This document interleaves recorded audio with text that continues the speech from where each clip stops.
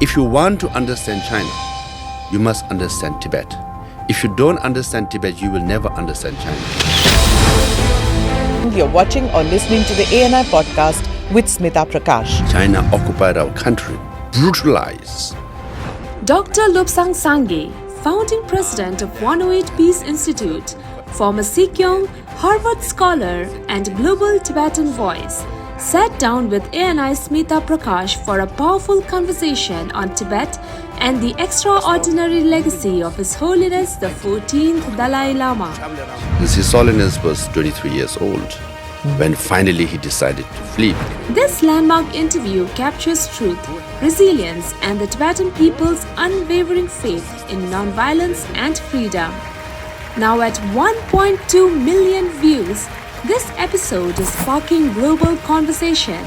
Lhasa means land of God, and we are in Dharamsala, a land of spirituality.